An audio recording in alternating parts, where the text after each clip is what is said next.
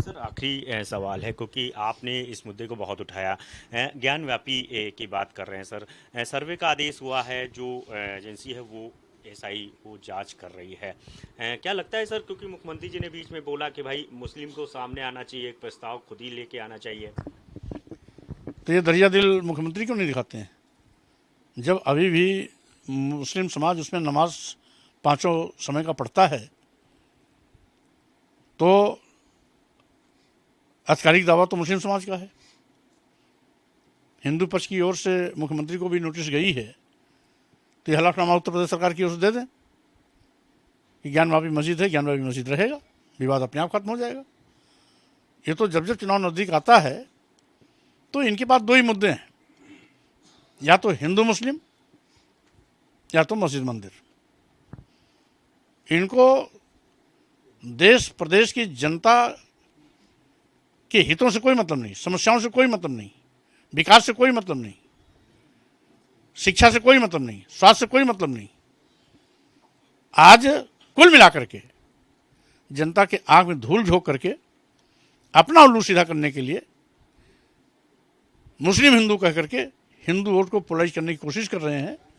लेकिन अब इस देश का दलित, आदिवासी, पिछड़ा भी समझ गया कि हिंदू हमें वोट लेने कहते जरूर हैं, लेकिन सत्ता में आने के बाद हमारा आरक्षण खत्म कर रहे हैं, हमारे ऊपर जनजाति अत्याचार कर रहे हैं, हमारे ऊपर फर्जी मुकदमे फैला करके सरकारी दबाव बना रहे हैं।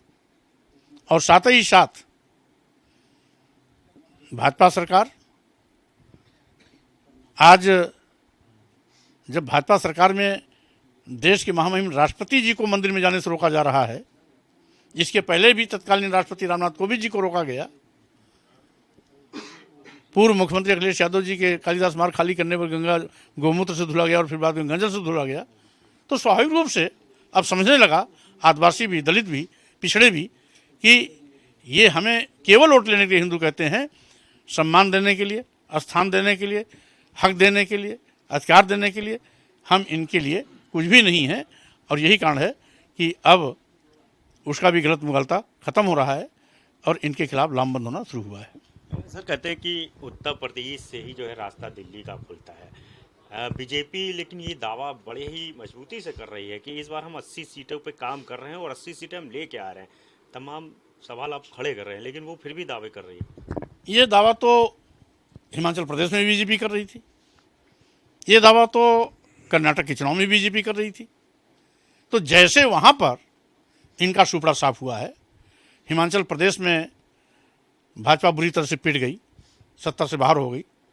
कर्नाटक में भी इनके हाथ कुछ नहीं लगा, एक महीना पूरा का पूरा केंद्रीय नेतृत्व पड़ाव डाला था, हाथ कुछ नहीं आया, वहाँ भी बुरी तरह से पराजित हुए। तो ये बीजेपी नहीं बोल रही, ये सत्ता का घमंड बोल रहा है। और सत्ता का घमंड जब जब भी किसी पार्टी और नेता पर चढ़ता है तो उस भूत को जनता उतार देती है। अब 2024 भाजपा की विधायी का चुनाव होगा और उत्तर प्रदेश से ही इनकी विदाई की शुरुआत होगी।